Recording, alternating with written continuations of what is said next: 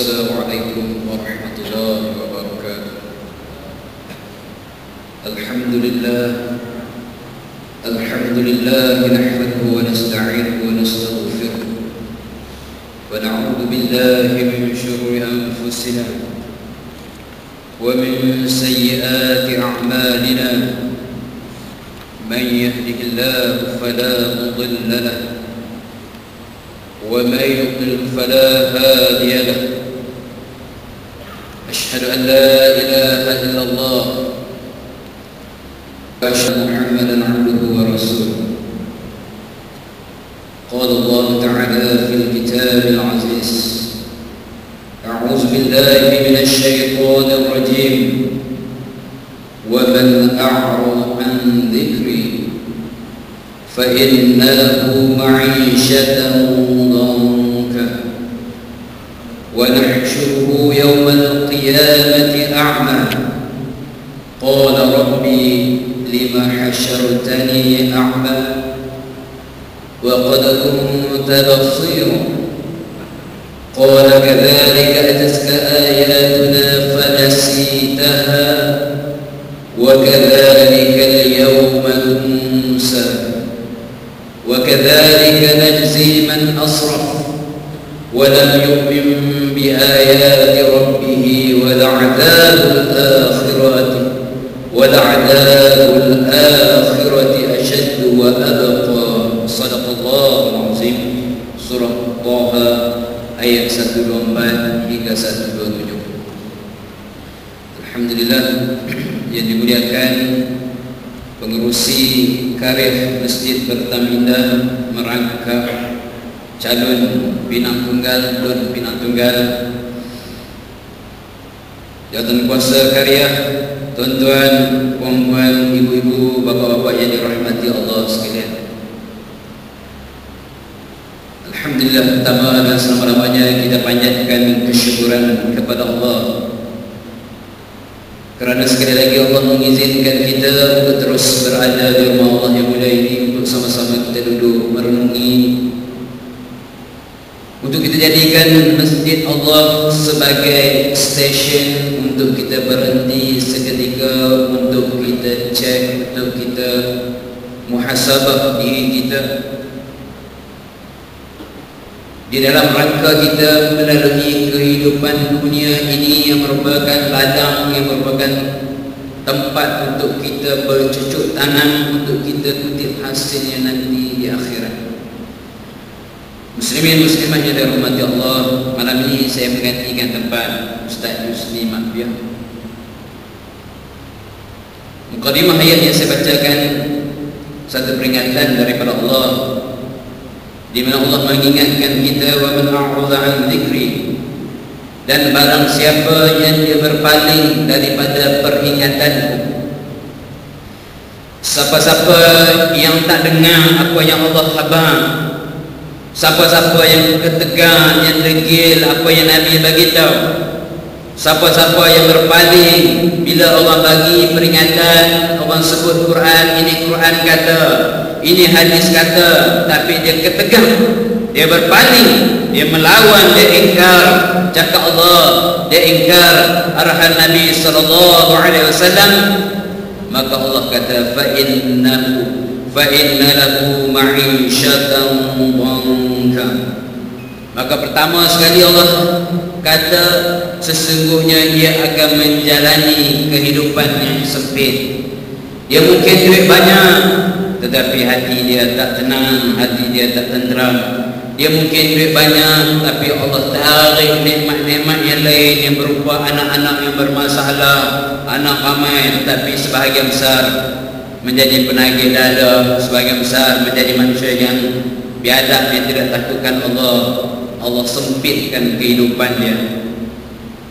Dan yang kedua, esok ni di akhirat Allah kata wa nahsyuruhu yaumal qiyamati a'ma, dan kami, kata Allah, akan mengumpulkannya pada hari kiamat dalam keadaan a'ma, dalam keadaan buta.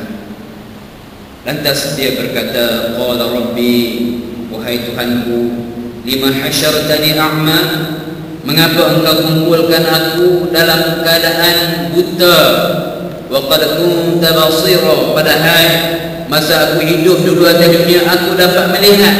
Tuan yang dirahmati Allah sekalian, nikmat melihat yang Allah berikan kepada kita ini satu nikmat yang tidak dapat dijual beli. Ada tak di antara kita tuan-tuan yang sanggup orang nak bayar 5 juta dan dia jual biji mata dia sebelah? Ada tak tuan-tuan? Tak ada. Okeylah, up sikit 10 juta. Ada tuan-tuan? Tak ada. Bagilah berapa pun kita takkan jual. Ni nikmat Allah bagi lihat. Tiba-tiba tuan-tuan, orang yang tolak bila orang bacakan, orang beritahu ini Quran kata. Sebagai contoh dalam surah An-Nur, Allah kata walladzina yarmunal muhsanat, dan orang-orang yang menuduh wanita-wanita yang baik ataupun lelaki yang baik melakukan perzinahan, thumma lam ya'tu bi'arba'ati syuhada, kemudian dia tidak membawa 4 orang saksi. Dia tuduh, dia percaya tengok surat khabar, percaya tengok TV, percaya semata-mata tu je dia percaya, dia tak bawa 4 orang saksi. Maka Allah bagi hukum dekat dia 3, fajliduhum 80 jaldah, maka deralah, pukul dah dia 80 kali. Ini hukuman yang pertama. Bila orang yang menuduh orang berzina tetapi dia tidak membawa 4 orang saksi, hukuman yang pertama sebatnya 80 kali.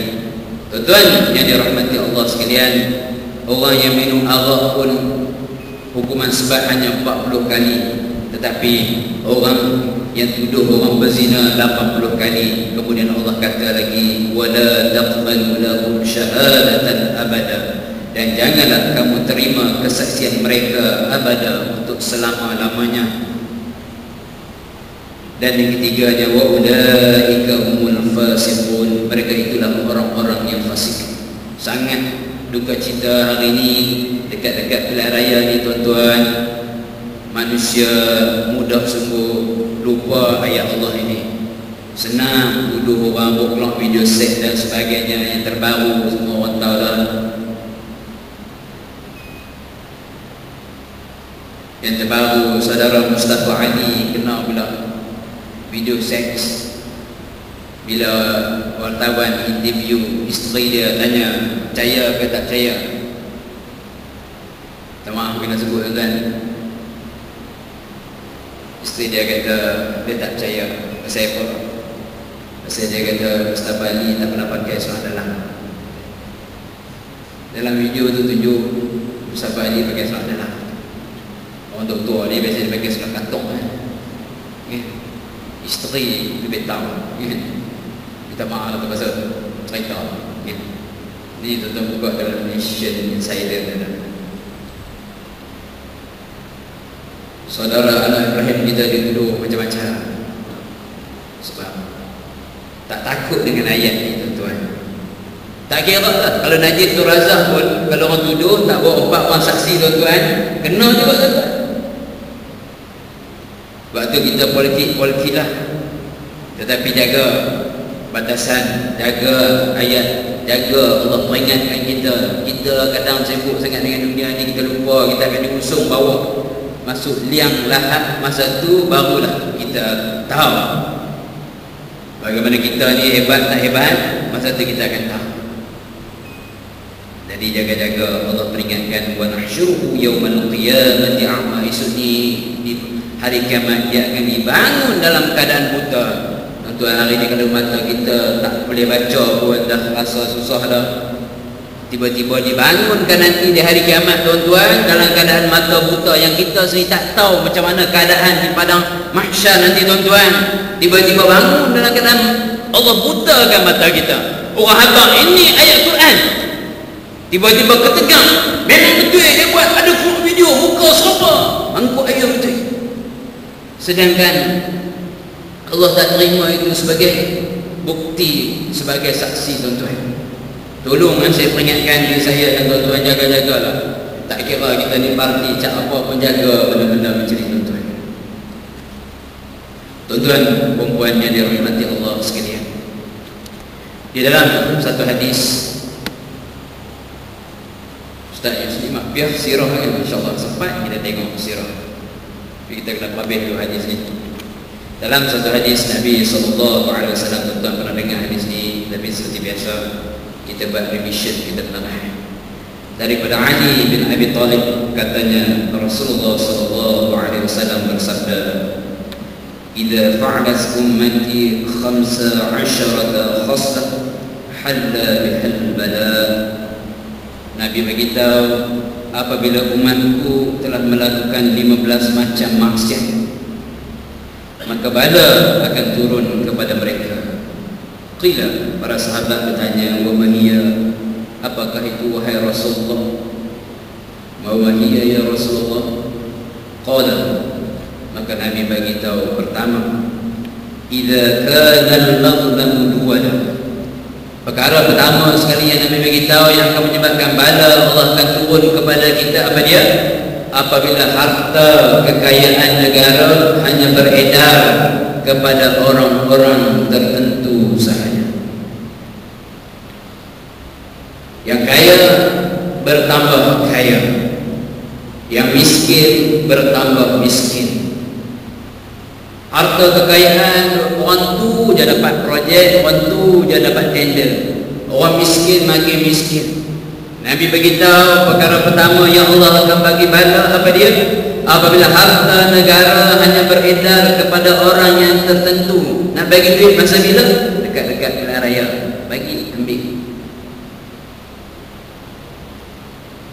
Sepatutnya harta negara dia kena dikongsi bersama. Tuan-tuan tengok Islam ni cantik, tuan-tuan. Nabi larang, Nabi pesan, jaga harta negara mesti beredar kepada semua orang. Hari ni tuan-tuan, tuan-tuan tengok bil elektrik, tuan-tuan, letih bil elektrik kita. Rumah saya 200-300 tuan. Pasal apa? Pasal apabila sesuatu benda yang asas dimonopoli oleh satu syarikat sahaja, orang tu kaut betul-betul. Nanti beritahu lah, tuan-tuan. Tunggu Allah akan bagi bala. Yang kedua, kata Nabi SAW, wal amanatu maghnaman. Apabila amanah dijadikan suatu sumber keuntungan, apabila jawatan yang dia dapat dia guna untuk kau, apabila jawatan yang dia pegang dia pulut habis-habisan, gunakan untuk mengkayakan diri dia, mengkayakan isteri dia, mengkayakan anak beranak dia. Nabi bagi tahu jika itu berlaku, tunggu Allah bagi bala. Tak kira lah jawatan ni, mungkin sebab kita kerja di pejabat, kita dapat jawatan. Mungkin kita sebagai amil zakat, kan anda pernah dengar bagaimana amil zakat songlak duit. Mungkin kita sebagai ahli politik masuk calon, pegang jawatan, bila nama tak tersenarai, merajuk dan sebagainya, sebab ada niat-niat sampingan. Tapi alhamdulillah, masya-Allah, kita sangat beruntung puasa ini calon pimpinan tunggal kita Tuan Haji Zakiyuddin, yang semua kita kenal. Nak jumpa dia senang je, subuh mainkan masjid. Itu very clear, tuan. Di antara ciri-ciri pemimpin Islam ni, hati dia sentiasa dekat dengan rumah Allah. Begitu juga parlimen kepala batai. Alhamdulillah. Yang ketiga, kata Nabi SAW, ia akan mengundang bala Allah. Waz-zakatu maghramah. Apabila zakat dirasakan macam hutang, maksudnya nak bayar zakat ni rasa membebankan sungguh. Padahal apabila cukup haul, cukup nisab, dalam harta kita tu tuan-tuan, ada portion, ada bahagian yang bukan lagi hak kita. Apabila manusia rasakan zakat ni menyusahkan, rasa zakat ni macam bayar hutang, maka tunggu Allah akan bagi pada. Berlaku tak pada hari ini tuan-tuan? Berlaku. Ada orang duit dia sorry, dia kata dia usaha sendiri, sorry lah nak bagi-bagi kat orang ni, minta maaf.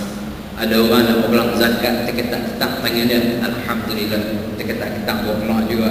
Jangan terketak-ketak tak berkelang. Kenapa? Kita kena cek ni kita tuan-tuan.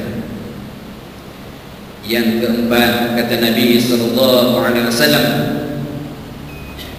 saya baca terjemahan dah cepat sikit. Yang keempat, suami ikut kehendak isteri, queen control. Ini kita orang boleh terkenal tuan-tuan. Tuan-tuan tengok dah hari ni ada tak berlaku ni dalam rumah yang final say, kata pemutus bukan suami tetapi isteri. Isteri menentukan segala-galanya. Kalau isteri itu baik, Masya Allah. Tapi yang masalahnya, apabila suami dia ikut semua kehendak isteri, walaupun kadang-kadang benda itu bercanggah dengan apa yang Allah dan Rasul tetapkan. Tunggu, kata Nabi, Allah akan bagi bala. Suami-suami jangan jadi dayus. Benar kita cinta dan sayangkan isteri kita, kita ikut, ya kita ikut, tetapi kita kena ada, kita kena firm, kita kena ada prinsip kita sebagai suami. Dalam benda yang agak bini dia lambut, kita kena tegas. Bukan suruh keras dengan isteri, bukan suruh kasar dengan isteri, kena lembut. Itu yang Nabi SAW ajak. Kita sebagai suami jangan ikut cakap isteri sembrono. Sebagai suami, isteri tak tutup aurat. Kita sebagai suami, kita kena tegas. You nak keluar rumah, you wajib tutup aurat. Bayangkan kita jadi pemimpin, tiba-tiba bini kita tak tutup aurat, tuan-tuan. Siap set rambut 25,000 lagi. Pergi majlis orang bergaduh tengok, tuan-tuan. Kesian. Pasal apa? Pasal Nabi kata lelaki dayus tak masuk syurga. Siapa lelaki dayus? Seorang lelaki yang membiarkan ahli keluarga dia buat maksiat, dia tak tegur, mendedahkan orang sebahagian daripada maksiat. Tertanya diri kita tuan-tuan, seorang ayah biar ahli keluarga dia tak sembahyang, tak ajak main sembahyang, lelaki itu, suami yang dayus. Yang kelima, kata Nabi SAW, dia ikut cakap bini, dia derhaka kepada mak dia. Dengar cakap bini sehingga melukai hati mak dia. Orang laki-laki, suami kena ingat, mak tidak boleh dicari ganti. Orang marah lagi, tak ada, saya nak sebut mak. Isteri boleh cari lain, tapi bukan nak suruh balik, cari lain dah, nak tambah tak apa, tapi tengok kemampuan. Lelaki dalam hidup dia nombor satu mak dia, tetapi isteri nombor satu dalam hidup dia suami dia. Jadi kita kena pandai jaga hati mak kita, sampai jangan sampai mak kita terasa, jangan kita menderhakai mak kita. Ada tuan-tuan anak tak bercakap dengan mak. Benar-benar nak tengok dalam masyarakat. Saya pernah jumpa tuan-tuan, sampai mak dia meninggal. Dalam kampung saya ada 2 kes. Dia halau mak dia keluar. Ni anak lelaki. Allahu Akbar. Mak ni bagus, duk mengajar Quran. Yang keenam, kata Nabi SAW, yang akan undang pada Allah sedangkan dia berbaik-baik dengan kawannya. Maksudnya apa tuan-tuan? Seorang lelaki dia berbuat baik dengan kawan-kawannya. Yang keenam, yang ketujuh, tetapi dia benci dekat ayah dia. Hari ini anak-anak kita tuan-tuan, dia banyak merujuk kepada siapa tuan-tuan? Kawan-kawannya. Kawan-kawan adalah final say. Kalau anak-anak kita tuan-tuan, kawan dia penagih dah, insya-Allah dia risau. Tak lama lagi anak kita pun penagih dah. Nauzubillah min dzalik. Kalau kawan kita, kawan-kawan dia, kalau anak kita, kawan-kawan dia mak rempit, mana dia anak-anak kita mak rempit dalam pemikiran. Sikit lagi anak kita pun mak rempit. Sebab itulah sebagai ayah, sebagai mak, kita kena tengok tuan-tuan, anak kita kawan dengan siapa. Anak kita kalau kawan dengan orang kaki masjid, insya-Allah dia pun akan jadi kaki masjid. Nabi kata, apabila manusia dia berbuat baik dengan kawan-kawannya tapi benci, menjauhkan diri daripada ayat, tunggu bala Allah. Ada hari ini tuan-tuan, kita sebagai ayah balik rumah, anak duduk elok, ya sekarang kita balik duduk di ruang tamu. Bila ayah sampai aja anak pakai lari, nyok-nyok duduk dalam bilik. Itu tanda-tanda tak suka dengan ayah. Yalah kadang-kadang tak salahkan anak juga. Ayah ni jenis makan kecil-kecil, makan tebuan goreng, cengih, garam, tak friendly dengan anak-anak. Maka anak-anak menjadikan kawan-kawan sebagai rujukan, kawan-kawan sebagai tempat untuk mendapat nasihat. Allahu Akbar. Bila itu berlaku tuan-tuan, sangat berbahaya. Yang ke-8 kata Nabi sallallahu alaihi wasallam, suara sudah ditinggikan di dalam masjid. Orang tak respect lagi masjid. Dalam masjid boleh menjerit, boleh jerkah dan sebagainya. Dan ceramah memang tuan-tuan kena jerkah lagi. Kalau tak ceramah pakai lena habis. Dalam masjid orang boleh bergaduh. Kita pernah dengar dulu bagaimana Tok Imam bergaduh dengan Tok Bilal. Orang tak respect dengan masjid Allah. Ada kita baca dalam bulan lepas, orang berzina, remaja berzina di dalam surau, ya Allah. Yang ke-9 kata Nabi sallallahu alaihi wasallam, yang menjadi ketua suatu kaum ialah orang yang paling hina antara mereka. Yang diangkat, yang dipilih menjadi ketua, orang yang paling hina di pandangan Allah. Allah pandang cukup hina, tiba-tiba orang tu jadi pemimpin dengan menghabiskan harta benda, harta rakyat, dengan kelentong rakyat hidup-hidup, dengan cakap suara rakyat berjimat dan sebagainya. Tiba-tiba dia membazirkan, dia gunakan harta negara untuk mengkayakan dirinya, isterinya, keluarganya. Kalau itu berlaku tuan-tuan, Nabi kata yang menjadi ketua satu kaum ialah orang yang paling hina, tolak hukum hudud, tolak hukum Allah. Yang menjadi ketua bila nak sambutan tahun baru, buat konsert, tarik remaja kepada hiburan, bukan mendidik remaja. Hari ini tuan-tuan, ini semua orang kenal fitnah ni tuan-tuan. Apa dia? Tok guru yang paling utama kepada anak-anak kita pada hari ini apa dia tuan-tuan? TV di rumah kita tuan-tuan. Ni kita duduk dalam masjid, duduk dengar ni ceramah, duduk cakap, duduk dengar. Ahli keluarga kita duduk rumah, duduk buka TV. Kita tengok program TV macam mana tuan-tuan hari ni, dengan tidak saya menafikan ada program-program yang baik. Tapi di waktu yang sama tuan-tuan, dengan drama-drama kita, pergaulan bebas ditunjukkan, tidak ada salahnya lelaki, perempuan pegang tangan dan sebagainya. Itu tak masuk gambar orang putih lagi. Anak-anak kita tengok, Allah Akbar, Tok Guru yang cukup hebat tuan-tuan. Siapa yang benarkan semua ini tuan-tuan? Siapa yang benarkan TV tunjuk benda-benda ni semua? Setiap kemungkaran yang berlaku disebabkan orang, disebabkan manusia, disebabkan anak-anak remaja tengok TV, tengok channel Astro dan sebagainya. Orang yang meluluskan semua itu, tanggunglah dosa tuan-tuan. Dan orang yang menyokong undi pun dapat sama.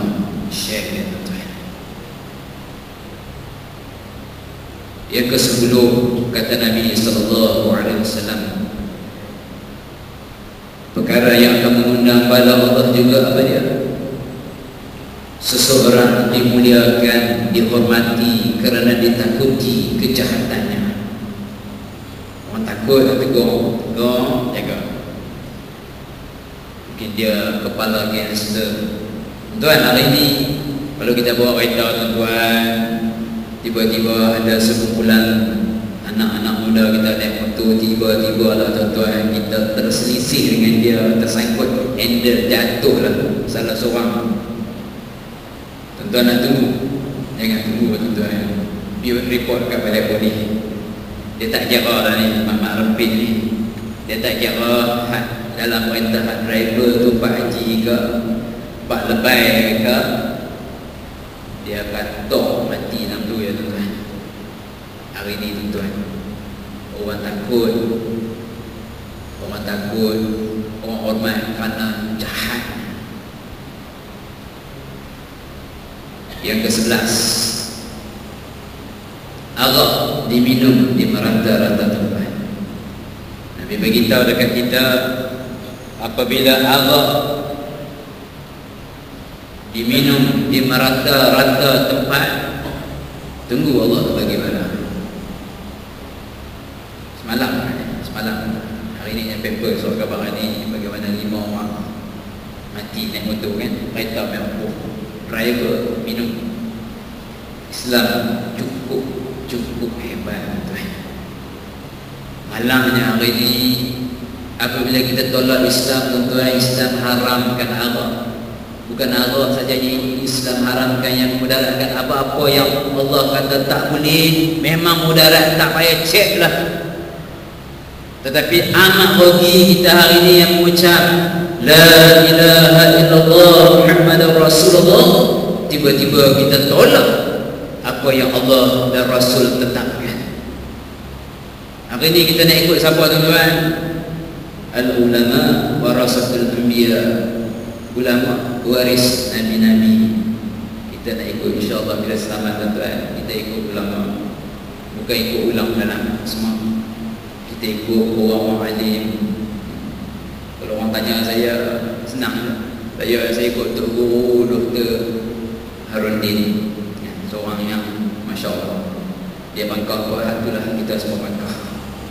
Mesti petang ni daripada ceramah, daripada beliau Ustaz Mutalib Ma'ruf lagi duk terang. Kalau tak faham lagi, ingat surah Taha yang saya baca tadi, bagaimana orang yang berpaling daripada peringatan Allah. Ni Ahmad ni semua faham dah tuan-tuan. Jangan kita syok sendiri tuan-tuan semua. Sampai 5 bulan ni ada tanggungjawab. Apa dia?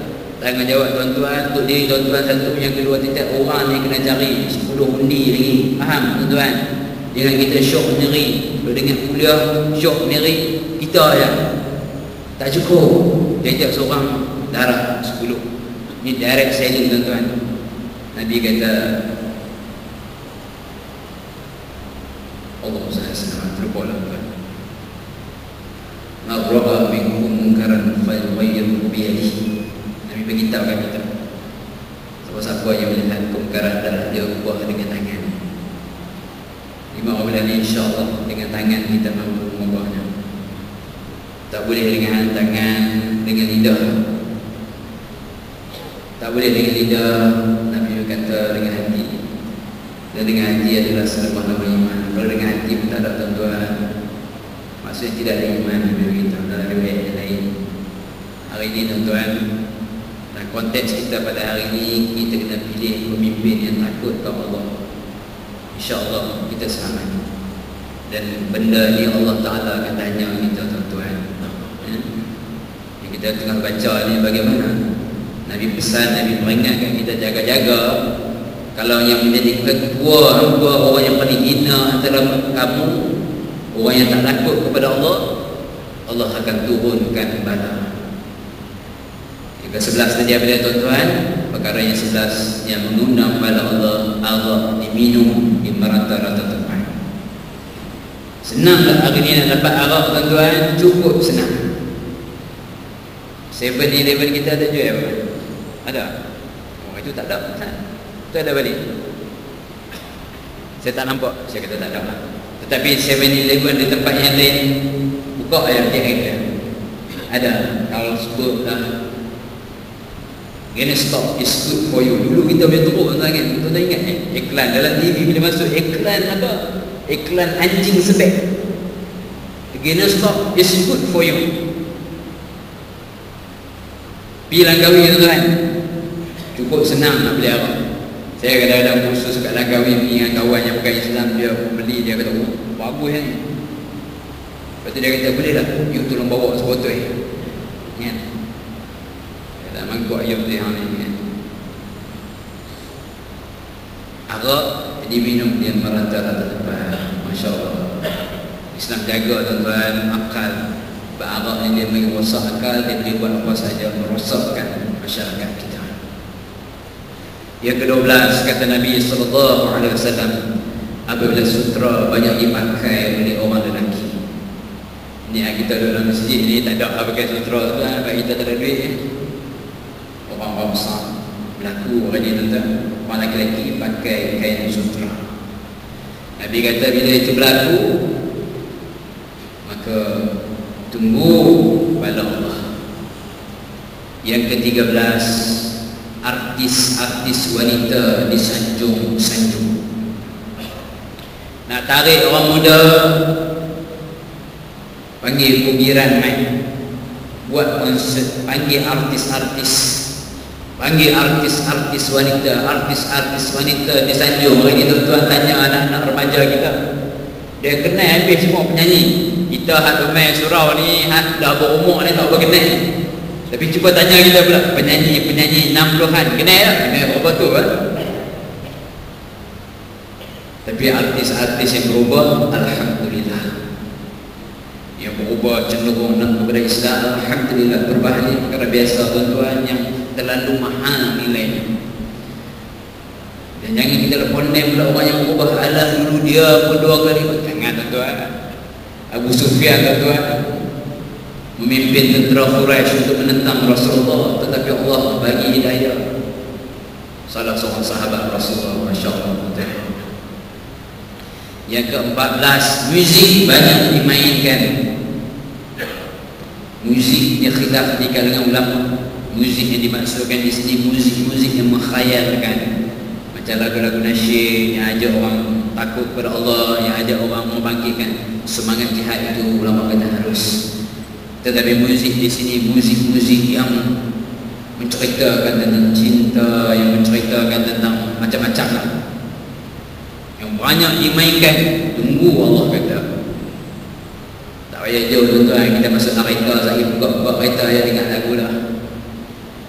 Koman sepadan betul kita.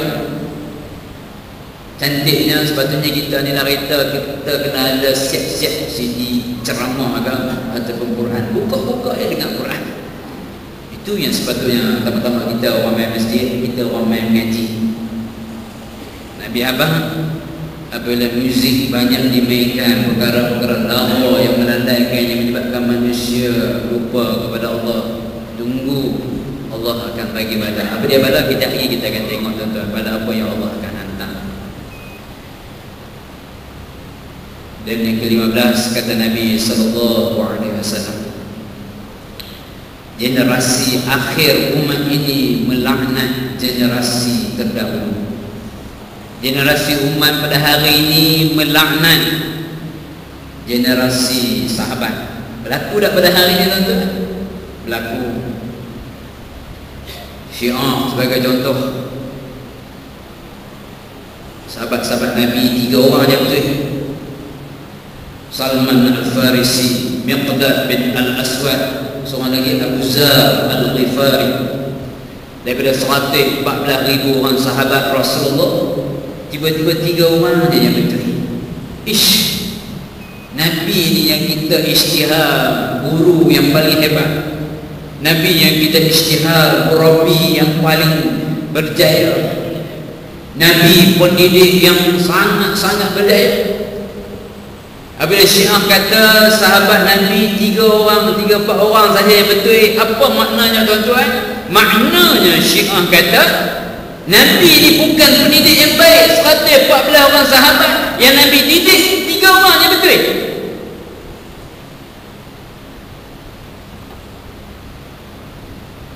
Generasi hari ini berlaknat, condemn Imam Syafi'i, condemn Imam Malik, condemn Imam Ahmad bin Hanbal, condemn Imam Abu Hanifah, ulama-ulama besar tuan. Kita mazhab Syafi'i di Malaysia yang tak buat, alhamdulillah. Jangan sekali-kali kita condemn mazhab yang lain. Jangan kita condemn ulama-ulama yang lain. Itu ranking seniority. Nombor 1 siapa tuan?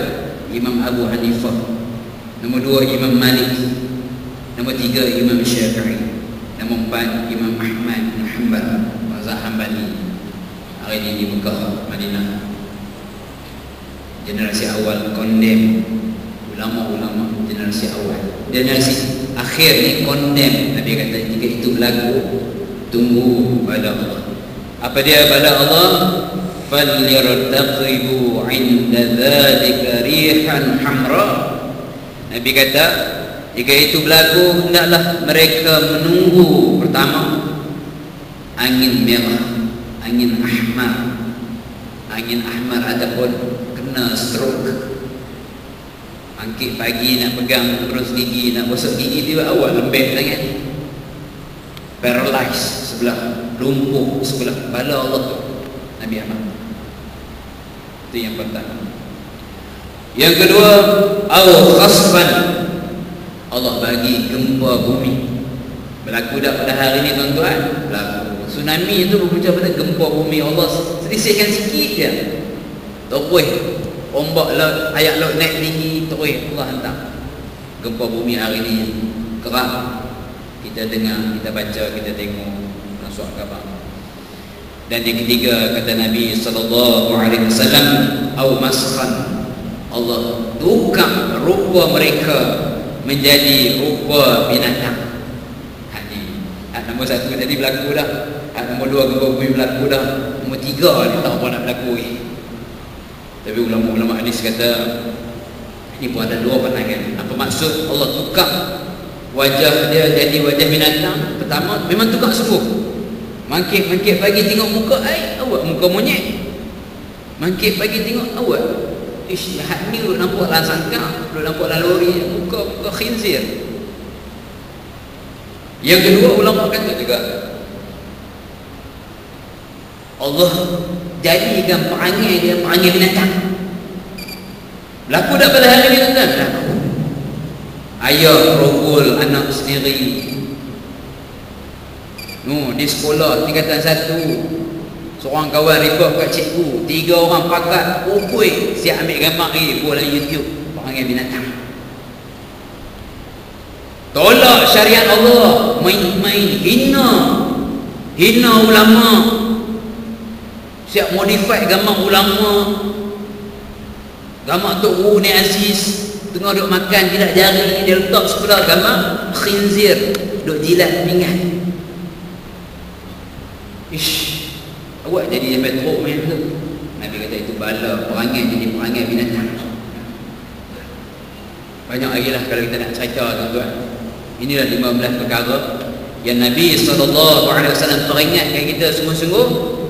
Berlaku 15 perkara ni, tunggu 3 bala yang Allah bagi. Apa dia, saya ulang balik secara ringkas. Pertama, apabila harta negara hanya berkisar di kalangan orang yang tertentu. Yang kedua, dia dapat amanah, tetapi amanah jawatan yang dia dapat dia guna untuk kaut keuntungan. Yang ketiga, kata Nabi, zakat membebankan dia, dia rasa beban, rasa macam hutang. Yang keempat, suami ikut cakap bini dia, queen control. Yang kelima, anak derhaka kepada mak dia, ikut cakap bini sampai derhaka, tak jaga hati mak ayah. Yang keenam, anak berbaik-baik dengan kawan-kawan dia, apa-apa masalah rujuk kawan. Yang ketujuh, dia benci, dia suka menjauhkan diri daripada ayah, dia benci ke ayah. Tunggu. Yang ke-8, suara ditinggikan di dalam masjid. Yang kesembilan, yang menjadi ketua suatu kaum ialah orang yang paling hina di antara mereka. Yang kesepuluh, seseorang dimuliakan kerana ditakuti kejahatannya. Yang kesebelas, arak diminum di merata-rata tempat. Yang kedua-belas, kain sutra banyak dipakai oleh orang lelaki. Yang ke-13, artis-artis wanita disanjung-sanjung. Yang ke-14, muzik banyak dimainkan. Dan yang ke-15, generasi akhir umat ini melaknat generasi yang terdahulu. Jadi tuan-tuan, itulah mukadimah saya. Baru mukadimah tinggal masuk isyak lah. Jadi berhenti terus lah. Kalau ikut nak cerita malam ni tentang bagaimana seorang sahabat Nabi SAW. Boleh kan sampai sikit ni? Ja'far bin Abi Talib radhiyallahu anhu, sepupu Nabi SAW. Ia juga digelar Abu Al-Masakin, bapa orang miskin. Ja'far bin Abi Talib ni tuan-tuan, di kalangan sahabat ada 5 orang yang wajah mereka mirip dengan wajah Nabi SAW. Di antaranya Ja'far bin Abi Talib. Ja'far di antara sahabat yang paling awal masuk Islam. Apabila Islam ditindas di peringkat awal, maka Nabi mengizinkan sahabat-sahabat, Nabi suruh sahabat berhijrah ke Habsyah. Sebab di Habsyah ada seorang raja yang sangat adil, nama dia Najasyi. Maka Ja'far memimpin sahabat-sahabat berhijrah. Beberapa orang sahabat berhijrah ke Habsyah, duduk dapat mengamalkan Islam. Quraisy bila tahu sahabat-sahabat Muhammad dapat peluang berhijrah dan dilindungi oleh Najasyi, mereka hantar wakil untuk pergi pujuk Najasyi. Mereka hantar siapa? Amru bin Al-As dan Abdullah, seorang lagi Abdullah. Tetapi tuan-tuan, Najasyi seorang raja yang sangat adil. Walaupun dia masa itu agama Kristian, dia mempertahankan sahabat Rasulullah. Najasyi ni tuan-tuan, akhirnya dia Islam. Nabi SAW ketika mana Najasyi meninggal, Nabi semayang ghaib untuk Najasyi. Tapi Najasyi tak pernah jumpa Nabi, walaupun hidup sezaman dengan Rasulullah. Sebab tu ulama-ulama sebagai respect mereka kepada Najasyi, ada ulama kata dia sahabat juga. Tapi ulama lain kata dia tabi'in, sebab dia tak pernah jumpa Nabi. Dipendekkan cerita, pada tahun ke-7 Hijrah, lebih kurang 10 tahun Ja'far duduk dengan sahabat-sahabat di Habsyah. Rindu Ja'far kepada Rasulullah tak boleh tahan. Maka Ja'far balik, tetapi tidak balik ke Mekah, balik ke Madinah. Pasal Nabi dah ada di Madinah. Kebetulan apabila Ja'far sampai sahaja di Madinah, Nabi dengan sahabat-sahabat baru habis berperang peperangan Khaybar, menghancurkan saki-baki Yahudi yang terakhir di Khaybar. Bila Nabi tengok dia Ja'far, Nabi kata, aku tak tahu, aku seronok, aku gembira ni pasal Ja'far, sebab aku dapat jumpa Ja'far, ataupun sebab berjaya membuka Khaybar. Tuan-tuan, sayang cintanya Nabi dekat Ja'far bin Abi Talib, salah seorang daripada sepupu Nabi SAW. Tuan-tuan, bapa Ja'far siapa dia? Abu Talib. Masa Abu Talib ada, Abu Talib ni dia seorang yang dihormati dalam masyarakat Quraisy, tapi dia kurang berada, orang susah. Nabi ajak pok belakang dia seorang lagi, Abbas, jom kita pergi rumah Pak Long kita kan, kita pergi tengok apa yang boleh tolong. Maka Abbas ambil Ja'far sebagai anak angkat. Nabi SAW ambil siapa tuan-tuan? Ambil adik Ja'far, Sayyidina Ali bin Abi Talib. Lepas tu Sayyidina Ali ni kita sebut juga Sayyidina Ali karamallahu wajhah, sebab wajah dia tidak pernah menyembah berhala, sebab dia dari kecil hidup dengan Rasulullah SAW.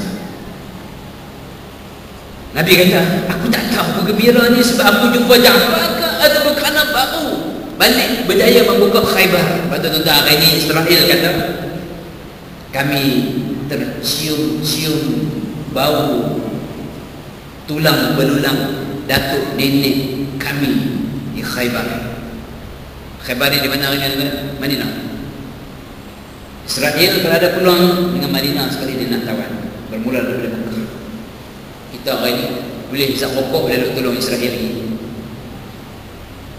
Tuan-tuan, kepuncaknya pada tahun 8 Hijrah, tuan-tuan. 8 Hijrah, Ja'far ni, tuan-tuan. Sebelum kita cerita pasal 8 Hijrah ni, Ja'far ni dia terkenal di kalangan orang miskin. Pasal apa? Pasal di kalangan orang miskin, Ja'far sangat pemurah. Abu Hurairah radhiyallahu anhu menceritakan bagaimana pada satu hari Ja'far ajak orang miskin pergi makan rumah dia. Dia jamu habis makanan. Tiba-tiba dia tinggal bekas-bekas minyak sapi. Ja'far bawa keluar juga. Bawa keluar tu Abu Hurairah cerita, kami ni ambil bekas minyak sapi ni, potong, pakat jilat habis minyak sapi ni. Sahabat-sahabat dulu susah tuan-tuan. Ni Ja'far ni, dia terkenal sebagai bapa orang miskin. Kita hari ni tak ada lah. Rumah kita balik pergi keratin susu, susu tak junjung apa, berjilat orang ni, siapa tak ada makan. Tu penjiran kita kalau dengan pong-pong katong pun punya belah tin susu ni. Ada kita hari ni mewah.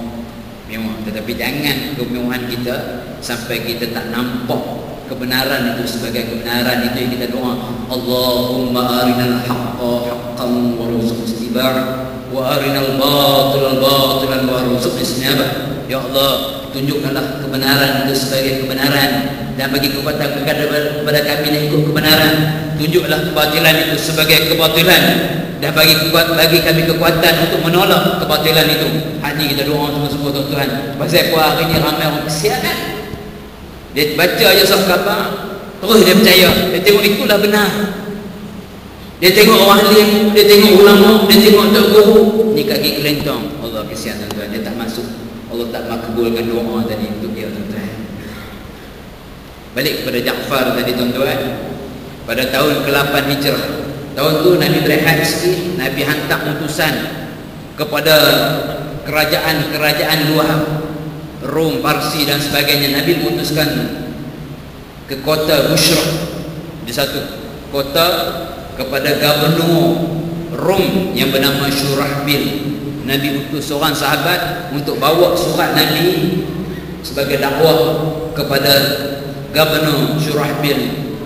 Sahabat ini bernama Al-Haris bin Umayyah Al-Azali. Al-Haris ni bawa surat Nabi kepada gubernur Syurahbil ni. Tiba-tiba tidak pernah berlaku dalam sejarah. Sahabat Nabi Al-Haris ni dibunuh oleh gubernur Syurahbil ni tuan-tuan. Dibunuh di mana? Di Mut'ah. Betul kata di Mut'ah. Tu kahwin Syiah. Di Mu'tah. Di mana tuan-tuan? Di Mu'tah. Mu'tah hari ni di mana? Di Jordan. Nabi SAW bila dapat tahu seorang je sahabat dia dibunuh, ni cerita ni kita dengar tuan-tuan, diulang kali. Seorang je sahabat dia dibunuh, apa Nabi buat tuan-tuan? Nabi sangat sedih. Dan Nabi siapkan 3,000 orang tentera untuk menuntut bela di atas kematian Al-Haris bin Umair ni tuan-tuan. Hari ni tuan-tuan, saudara kita di Palestin dibunuh, di Iraq, di Syria, kita hanya mampu doa qunut nazilah itu je. Zaman Nabi, seorang sahabat dia kena bunuh. Nabi hantar 3,000 orang tentera untuk menuntut bela di atas kematian Al-Haris bin Umair. Bila siap dah pasukan tentera tuan-tuan, pasukan tentera Islam masa itu terdiri juga daripada sahabat-sahabat yang baru masuk Islam. Lebih kurang sebulan baru masuk Islam. Di antaranya siapa? Di antaranya Khalid bin Walid radhiyallahu anhu. Di antaranya siapa? Amru bin Al-As. Amru bin Al-As. Tadi yang kita sebut yang Quraisy hantar pergi pujuk Najasyi, dia masuk Islam. Jasa dia besar tuan-tuan. Amru bin Al-As ni jasa dia besar tuan-tuan, yang membuka Mesir. Amru bin Al-As. Tapi bila berlaku pertemuan antara Muawiyah dengan Sayyidina Ali, Amru bin Al-As dia side belah Muawiyah. Maka Nabi bila tentera Islam dah siap, Nabi pesan, aku lantik Zaid bin Harisah sebagai panglima perang. Nabi lantik siapa tuan? Zaid bin Harisah. Siapa dia Zaid bin Harisah tuan-tuan? Zaid bin Harisah ni anak angkat Nabi yang Nabi sangat sayang. Zaid bin Harisah ni lah yang teman Nabi ketika mana Nabi pergi berdakwah di Taif. Ketika mana penduduk Taif tolak Nabi, bila Nabi nak balik, mereka balik ke Taif batu, luka habis kaki-kaki Nabi SAW. Nabi pergi dengan siapa? Dengan Zaid bin Harisah radhiyallahu anhu. Zaid bila orang balik batu ke arah Nabi, dia cuba protect Nabi, dia cuba lindung Nabi. Dia pergi depan, orang balik belakang, dia main belakang, orang balik depan, sehingga Nabi SAW tuan-tuan berlumuran darah di kaki baginda, sehingga baginda tak boleh nak jalan. Nabi merangkak tuan-tuan, kesian. Ya, kalau baca surat tanya asal yang ada.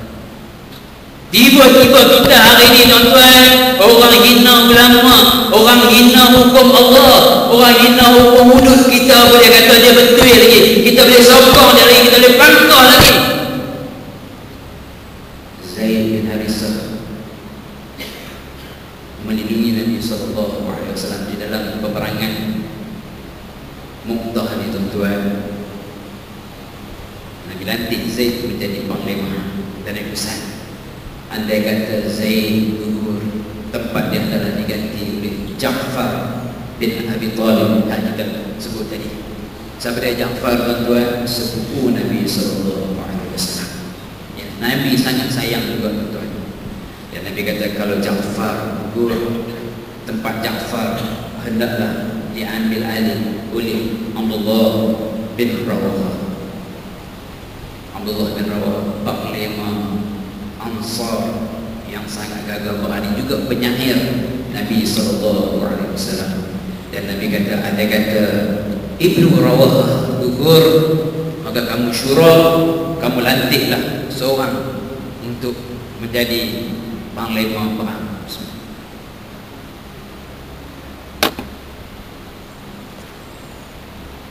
Sebelum tentera Islam nak bergerak, Nabi menyampaikan wasiat. Wasiat Nabi kata, takwalah kamu kepada Allah. Ingat, jangan, ni adab tentera Islam. Nabi perang tuan, Nabi abang jangan kamu ganggu orang-orang, jangan kamu bunuh wanita, jangan kamu bunuh anak-anak, jangan kamu bunuh orang tua-tua, jangan kamu ganggu orang-orang yang sedang beribadah di gereja, di kuil dan sebagainya, jangan kamu tebang pokok dan sebagainya. Ini akhlak Islam tuan. Cantik kalau kita ikut Islam tuan. Masalahnya hari ini bila kita tak ikut Islam, macam-macam masalah yang berlaku pada hari ini tuan-tuan. Ketika mana Salahuddin Al-Ayyubi membebaskan Baitul Maqdis, selamat orang Kristian. Tetapi apabila tentera Saleh ambil alih Baitul Maqdis, 60,000 orang Islam disembelih. Beza Islam. Maka bergeraklah tentera Islam. Bila dekat nak sampai dekat dengan Mu'tah ni tuan-tuan, risikan bagi tahu bahawa Syurahbil telah meminta bantuan daripada tentera Maharaja Rum. Maka Maharaja Rum hantar bantuan. Seramai berapa orang tuan-tuan? Tentera Islam 3,000 orang. Maharaja Rum bila dengar sahaja yang pimpin tentera Islam Zaid bin Harisah, sebelum tu tuan-tuan, Zaid bin Harisah dah pimpin 8 peperangan, semua menang. Gerun Maharaja Rum. Dia hantar tak ramai tuan, 100,000 orang sahaja tentera Rum. Tak cukup 100,000 orang, tambah lagi dengan tentera Arab Ghassan 100,000 orang. Ada setengah riwayat sebut 280,000 tentera Rum. Tapi yang popular 200,000. Tak apalah, bin Abad ramai, ratio dia 3 orang lawan 200 orang. Maka berhenti seketika tentera Islam.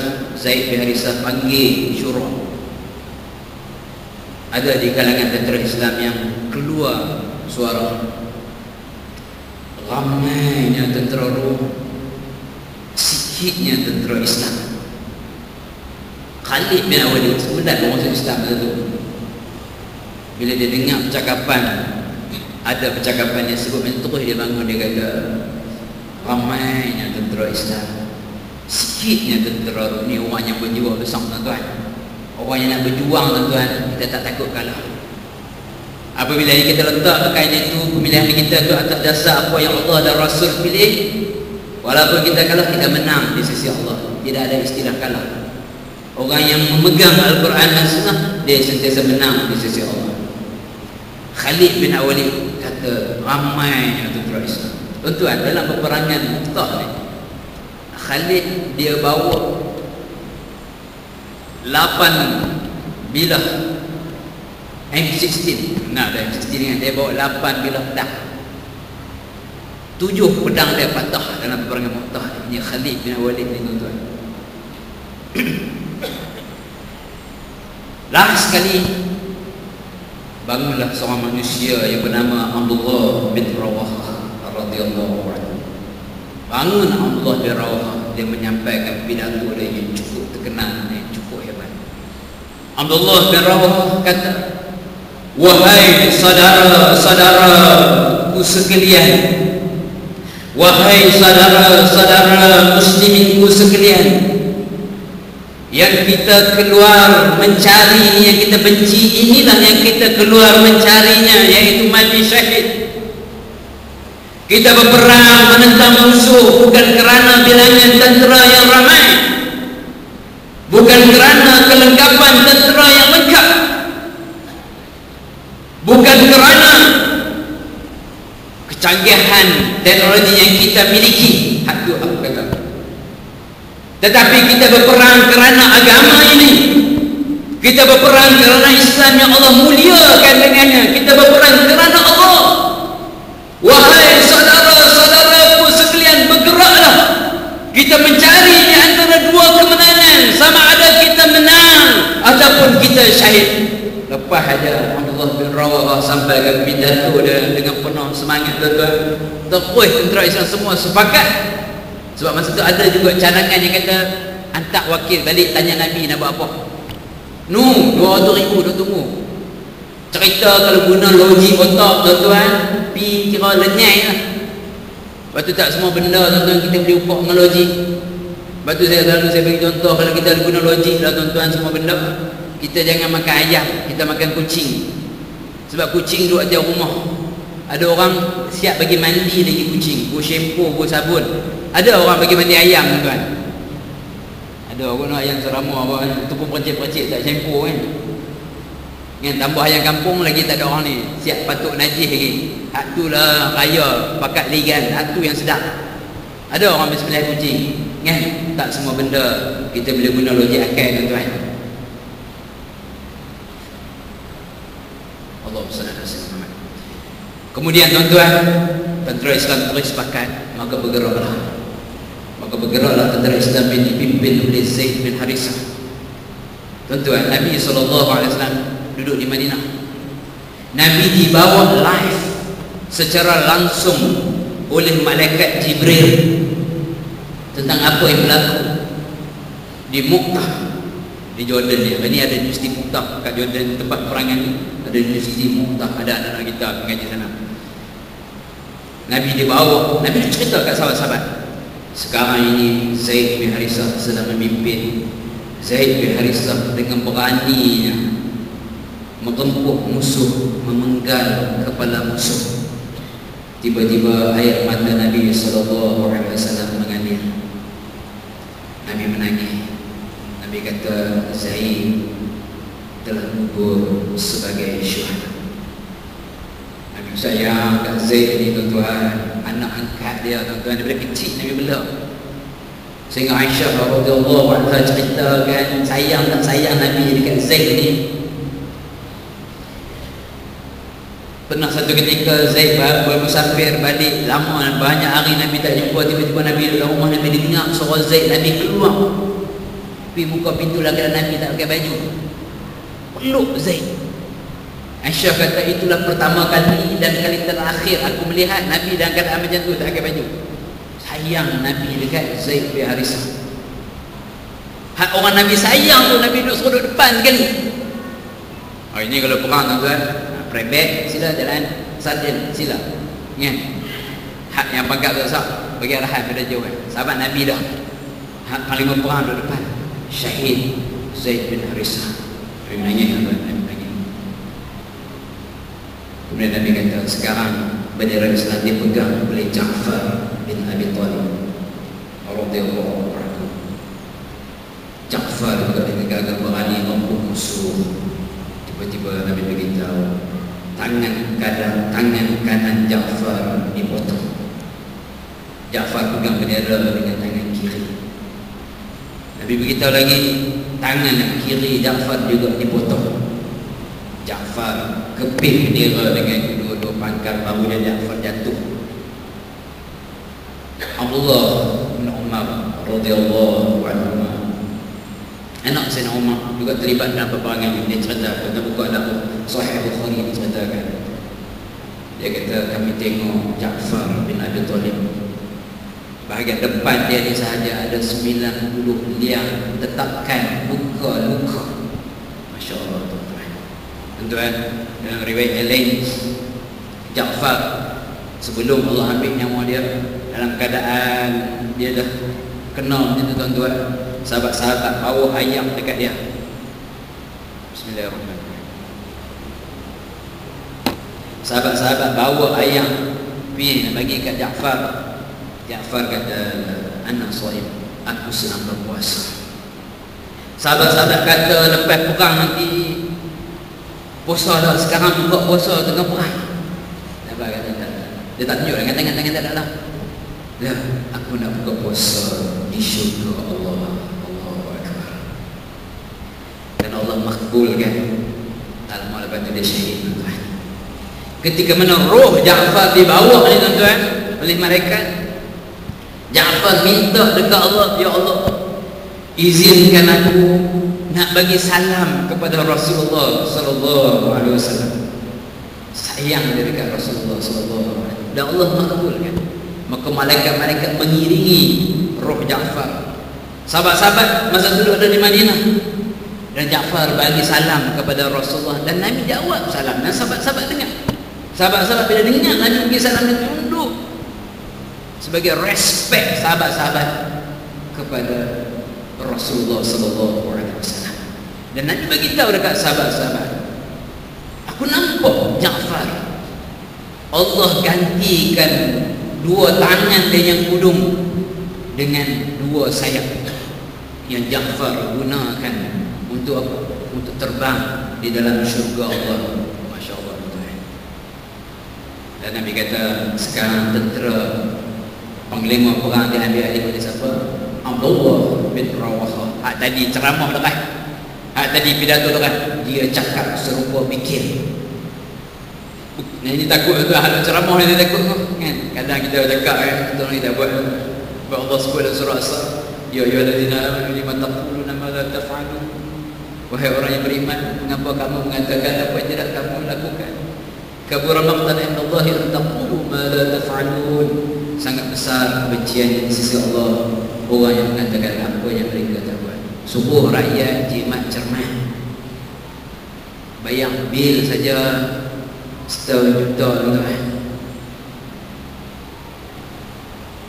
Abdullah bin Rawah cakap serupa bikin. Dia bagi pidato tadi tuan, sekarang dia ambil alih panglima perang, dan dia juga berjuang habis-habisan. Dan Nabi kata dia juga syahid. Bila dia syahid tuan, bendera jatuh betul di depan seorang sahabat. Allahumma shalli ala sayyidina Muhammad. Saya lupa nama sahabat tu, tapi ada Arqam, bukan Arqam bin Arqam kan, saya lupa. Bendera Islam jatuh kat sahabat ni pegang. Sahabat-sahabat dia kata, jadi panglima perang. Aku tak mahu. Maka sahabat-sahabat semua syurah, lantik siapa tuan-tuan? Nabi abang. Sekarang bendera Islam, panglima perang, sekarang diambil alih oleh Saifullah, pedang Allah. Siapa dia? Khalid bin Walid radhiyallahu anhu. Hari ni dekat malam lah, bila Khalid take over sebagai panglima perang, yang kita tahu Khalid ni hidup dia perang ya tuan-tuan, 52 peperangan. Kat malam dia tukar strategi. Malamnya dia ubah tentera, hak depan meduk belakang, hak belakang meduk depan, hak kanan meduk kiri, hak kiri meduk kanan. Kemudian dia pesan kepada tentera Islam, esok bila matahari naik dia nampak je tentera berkuda duduk belah arah Madinah. Lepas tu tendang pasir bagi naik tinggi, seolah-olah tunjuk bahawa tentera tambahan Islam baru mai. Ni perang tipu muslihat. Cerdik, orang Islam kena cerdik tu tuan. Kena cerdik, work smart. Duk esok tuan, bila malam perang berhenti, esok siang je tentera Rom tengok, mari lawan muka lain, hari ni lawan muka lain. Padahal Khalid tukar je, ada depan duduk belakang, akhirnya duduk kanan tukar muka lain. Dia pun kata tentera tambahan dah mai, kemarin lawan pun tak larang nak lawan. Akhirnya tuan-tuan, dipendekkan cerita, Khalid bin Walid berjaya mengundurkan tentera Islam di dalam peperangan Mu'tah ini, undurkan tentera Islam dan berjaya selamat tentera Islam, menang.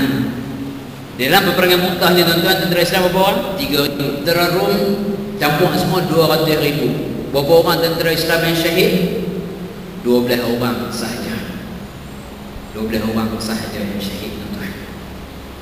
Tentera Rom ratusan yang mati.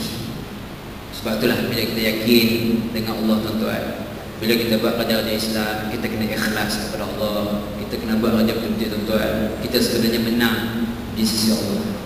Yakin dengan pertolongan Allah. Ya tuan-tuan, insya-Allah dari saya itulah sikit sebanyak yang ingin saya kongsi dengan tuan-tuan. Saya nak pesan lagi sekali, kita tak mau kita ada baik non. Kita tak mau kita ada clear. Kita kena balik, kita kena mengclearkan adik-beradik kita dan sebagainya. Kita buat direct selling. Seorang cari 10 orang. Jangan lupa tuan-tuan. Seorang cari 10 orang. Itu sama-sama kita menangkan calon-calon kita yang insya-Allah daripada orang yang soleh. Wallahu a'lam. A'udzubillahi minasyaitonir rajim. Bismillahirrahmanirrahim. Alhamdulillahirabbil alamin. Wassalatu wassalamu ala asyrafil anbiya'i wal mursalin wa ala alihi wa sahbihi ajma'in. Allahumma shalli ala sayyidina Muhammad wa ala ali sayyidina Muhammad. Allahumma arina al-haqqa haqqan warzuqna ittiba'ahu wa arina al-batila batilan warzuqna ijtinabah. Allahumma khudh lana ya Allah bi husni khawatina wa la takhtim alaina ya Allah bi su'i khawatina. Rabbana atina fid dunya hasanatan wa fil akhirati hasanatan wa qina adhaban nar. Wa sallallahu ala sayyidina Muhammad wa ala alihi wa sahbihi wasallam. Alhamdulillahi rabbil alamin. Subhanakallahumma wa bihamdika asyhadu an la ilaha illa anta astaghfiruka wa atubu ilaik. Subhanakallahumma wa bihamdika asyhadu an la ilaha illa anta astaghfiruka wa atubu ilaik. Subhanallah wa bihamdihi asyhadu an la ilaha illa anta astaghfiruka wa atubu ilaik. Assalamualaikum.